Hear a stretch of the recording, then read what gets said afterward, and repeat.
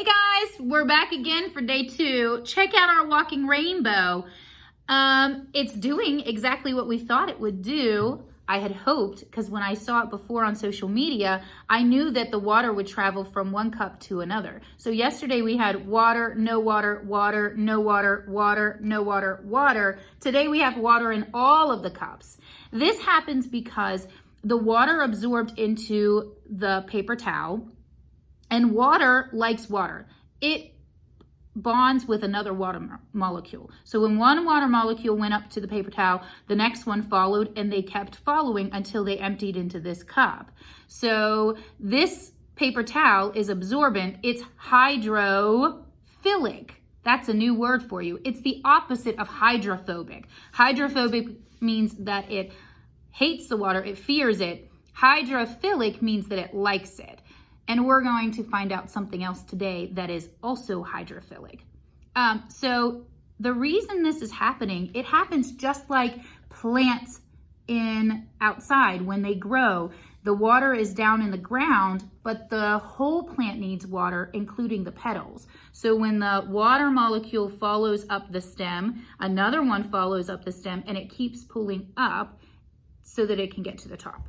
Now, something that happened that we were hoping was the red and the blue mixed to make purple here. But notice that this paper towel is not turning purple, it's still red. This one is still blue. This one we had hoped would turn green, so we put blue and yellow here so that it would make green, but it did not. So one thing I might try if I did this again was putting less blue in here so that maybe it would be more green here.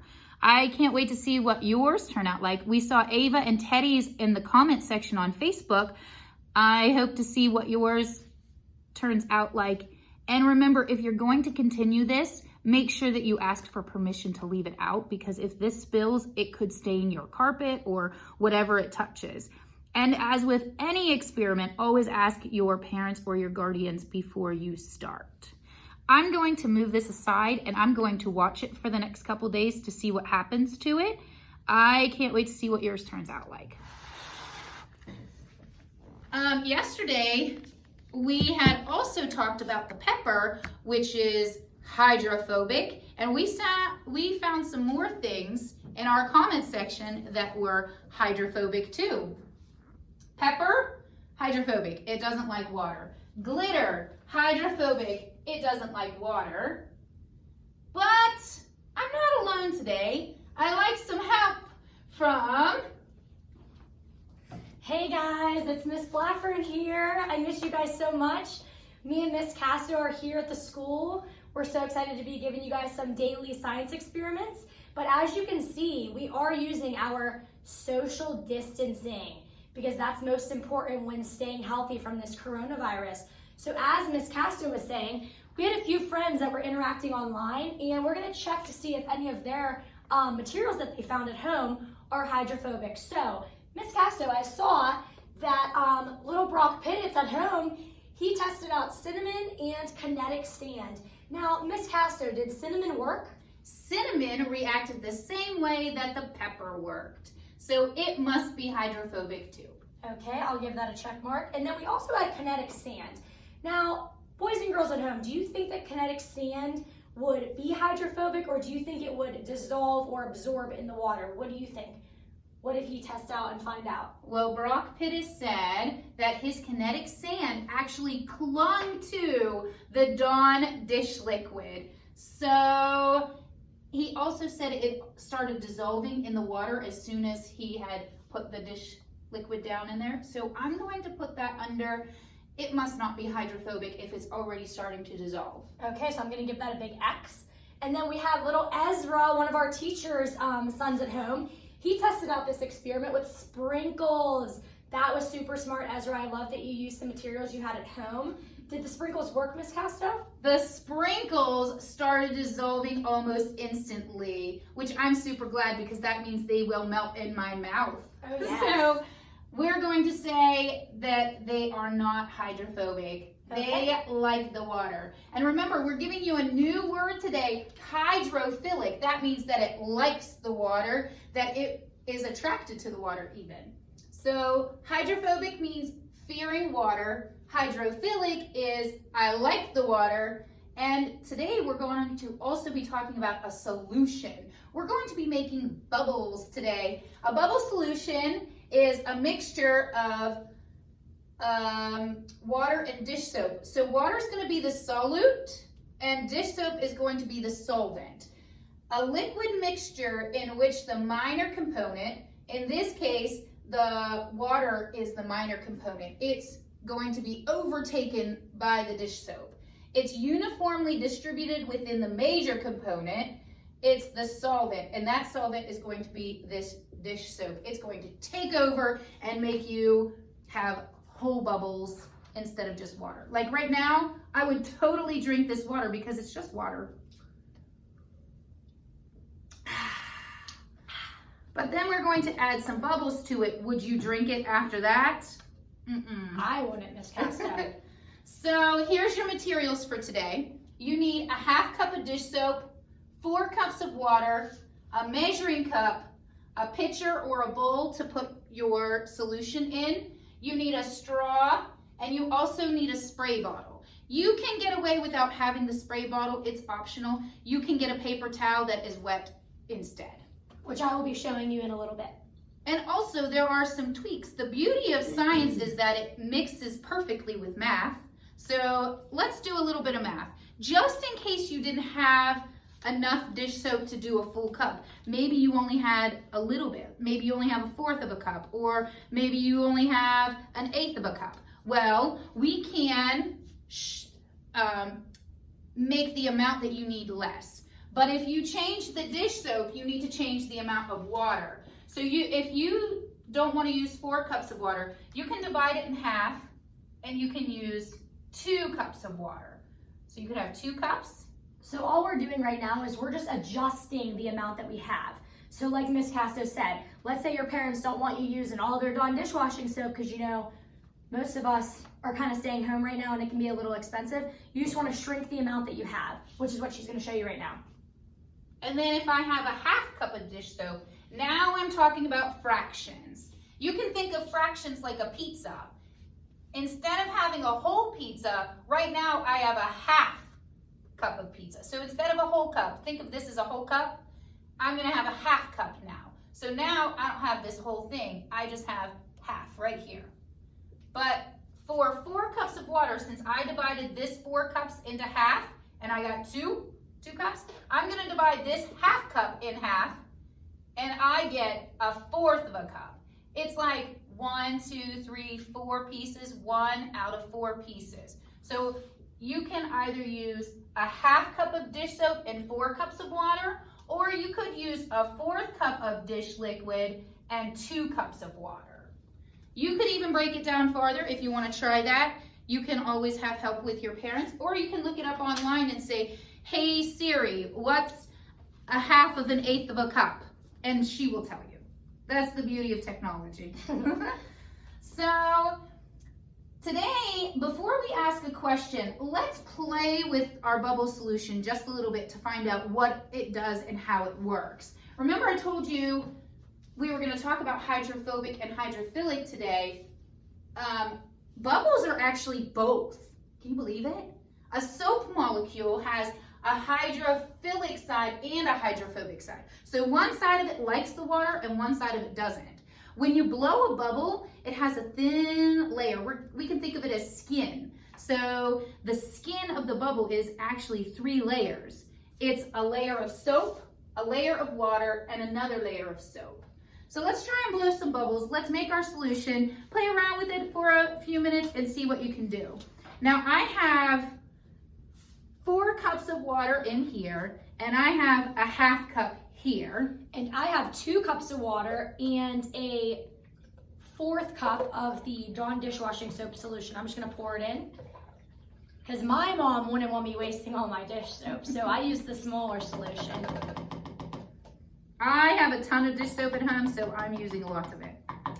And maybe you have a lot of people at your house that are making this. I know some families have 6 kids, some families have 4 kids, or even right now, you may be helping somebody take care of somebody else's kids who have to go to work. So if you have a lot of people and you want to have everybody using it, make sure that you use different cups for each person, because we're going to be putting a straw in here. You're putting it in your mouth, and once you put your germs into this solution, nobody else should be using it. So I'm going to put a little solution in here so that if somebody else came along and wanted to try it, they could try it too. So now this is my cup, and you might even want to go as far to label it with your name so that nobody else uses it. And then I Great idea. I'm gonna take a cup from you. I'm just gonna reach over, and I'll fill mine as well, just in case. Wow, it looks like I'm gonna have to mix it first. Can I use a straw, please? I haven't used that one. Have a whole box. So once we use a straw, and if Miss Casto uses it, Miss Blackburn will not. All right, so now we have a solution ready to go. Okay, so I'm gonna pour my little solution, just in case my sister or someone else wants to go ahead and try this bubble experiment as well. And Miss Casto, just making a point here, when you were talking about the way it looks like a sandwich, it kind of reminds me of like an Oreo. It does have the Oreo shell, the cream in the Oreo shell, and that's how the little kids can kind of think of it. I like it. Okay, so do you want me to move this out of the way? Yes. So now you can use your solution and your straw to blow a bubble. Mine actually blew lots of bubbles. And if you notice, they're popping kind of right away. Oh, now if you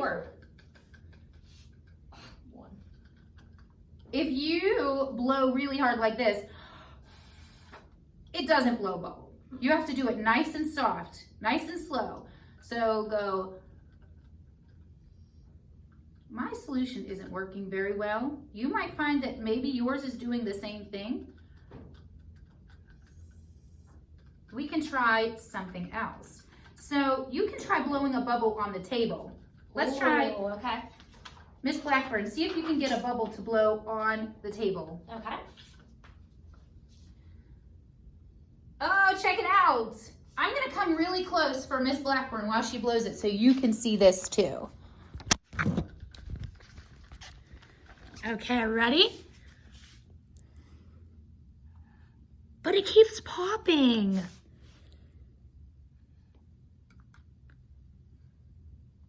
Miss Casto, is there something we could do to the table to maybe make the bubble last longer? So I'm thinking about when I use bubbles in the bathtub, and True. They usually stay in the water. I wonder if you get the table wet and try to blow a bubble on it, will it stay better? Okay, you want me to try? Try it out. Would you like me to use a spray bottle or would you like me to use a paper towel? Go ahead and use the spray bottle, but at home, if you don't have a spray bottle, you can always wet a paper towel and get your table wet that way. Okay, so now I sprayed my surface with just everyday water. You could literally drink it straight out of there. I don't know that I would do that, but let's try it now.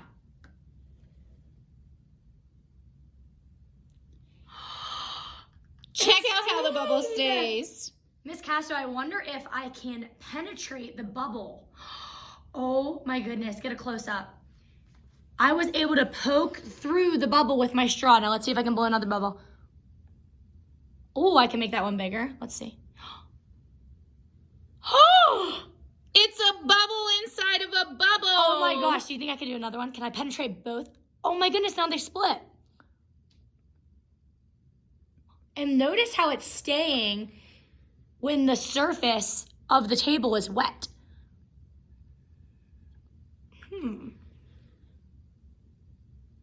How stinking cool. Wow. Miss Casto, I'm wondering why, when the surface was wet, why did it work better than when the surface was dry? That's a good question. That's a great question to ask. So, let me just pop this bubble. Soap has the hydrophilic side that likes the water, and that's what helps it stay. Plus, when bubbles are popping, it's because they're evaporating into the air.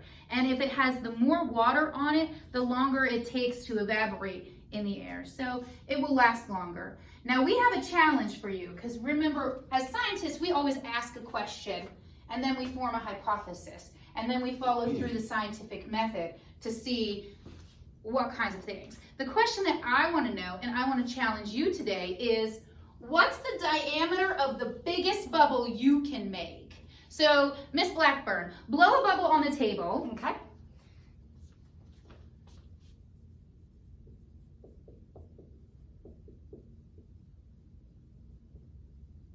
Wow, Miss Casto, I was able to get my bubble so big. And you know why that probably is? Why do you think? It's because I took my time when I was blowing air into the straw. Like Miss Casto said, if you're gonna go like this, it's gonna pop. You have to be patient. You have to take your time. And what Miss Casto is asking us is, like she said before, what is the diameter of the biggest bubble you can make? And our challenge for you today is you're gonna blow a bubble, and what are they gonna do next? After the bubble's blown, what do you want them to do? Get it as big as you can make it. Okay. So Should keep I going. penetrate the bubble again and see if I can get it even bigger? Penetrate the bubble, see how big you can make it until it pops. Okay, once it pops, there is a ring left on the table. I want you to measure that circle. Let me get my handy dandy ruler out. And if you don't have a ruler, you could use like a piece of string. You could use a notebook. How long is a notebook?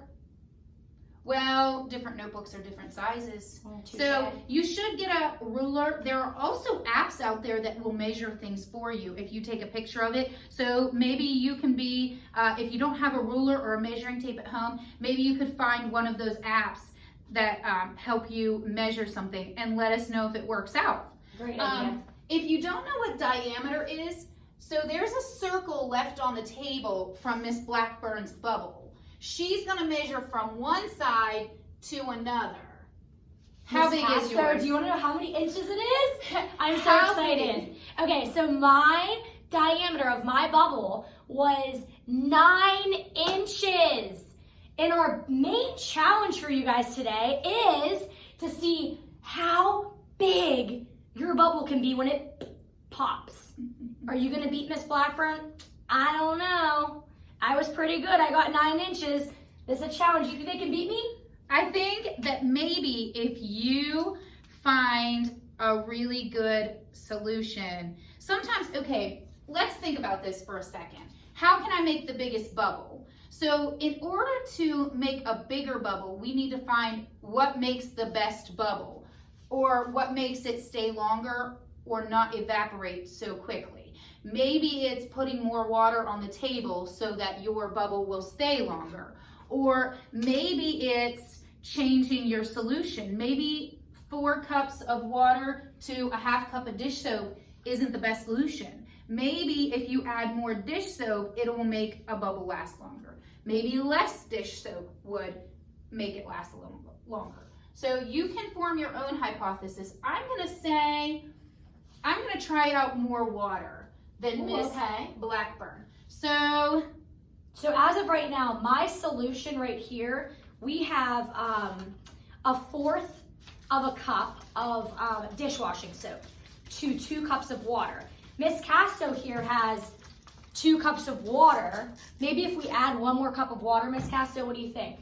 To this solution? Because you want to add more water, you said, yes? We could add more water to this solution. How much water do you think? I'm thinking a half a cup. We don't want to go overboard. What do Okay, you so think? add a half a cup of water.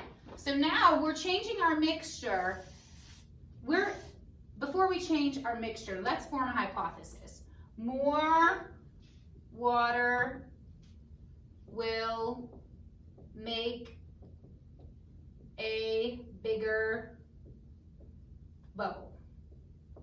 Okay. Now let's create and conduct this experiment to see if it's correct, to see if we can really make a bigger bubble. All right. And since I can't remember which straw is mine, I'm going to take all these straws out and I'm going to get a fresh one. Such a good point, Miss Casto. And what's so great is that straws come in packs of like 100 to 200. So you have plenty of straws to work with. And Miss Casto right now, the solution she's using is we went from 2 cups of water to 2.5 cups of water. And we're going to see if increasing that water is gonna make the bubble last longer or if the bubble is gonna be bigger. Now, as I'm looking, her bubble might actually be bigger than mine. Oh my gosh. Oh, is that past 9 inches? no, it's actually slightly less than 9 inches. It's about 8 3/4 inch. So as of right now, Miss Blackburn has not been beat. So we're gonna see if you at home can beat me. I don't know. So notice that all this time that we created and conducted our experiment, I've been documenting. I wrote our names down and I wrote the inches down, but I should also be writing what I did to change this experiment. So I changed mine to be a 1/2 cup more of water. So when you comment on Facebook or even on this video on YouTube, make sure you tell us what one thing you changed to make your bubble bigger so that we can also try it again tomorrow. I'm gonna analyze and conclude my data tomorrow after we find out what kinds of things you were able to do. Remember, when you communicate the results, put #WeMissYouAlready on your Facebook post, or you can even send it to us directly on our Pugliese Facebook page under message, direct message us. Are there any other ways that they can share? Just make sure you use the hashtag. That's very important so that we can find where you linked the video. But as Mrs. Gorman said yesterday, you want to make sure that you're uploading it on your Facebook page and then tagging us. Because I don't think you'll be able to directly post it to the Pugliese West Facebook page. You have to upload it on your own and then use the hashtag. You can even tag the school as well. And something that we just want to leave you guys with, did we want to show them the art? Oh, project? yes. There's a small, very exciting, very cute art project that you can do at home, which we thought was super fun, super cool, and you just never really know how the end product is gonna look. So it's something that everybody can do and everybody's is gonna look different. If you want to tell them a little bit about it. A bubble likes a sphere shape, but when it connects to another bubble, it likes to create a wall. And then if you have a lot of bubbles together, it kind of builds a hexagon sort of shape, kind of like a beehive. So you want to take your whatever dish soap you have left, or you can put just a little bit in a cup. And you can, if you want to, if you don't like this blue color, you can even change it by adding food coloring to it. I'm going to put, since we haven't been able to make green, maybe I can put a little bit of yellow and make some green in here. So you stick your food coloring in there in your dish soap. Now your straw is inside your dish soap. I'm going to go stick my cup on top of my paper. Now I'm just using leftover paper. This is somebody's leftover art project from Christmas. I don't know if you like to recycle, but here at Pugliese West, we are always trying to recycle. We're going to put this dish soap on top, and then we're gonna blow as many bubbles as we can until we fill up the paper. And I'll zoom in for you.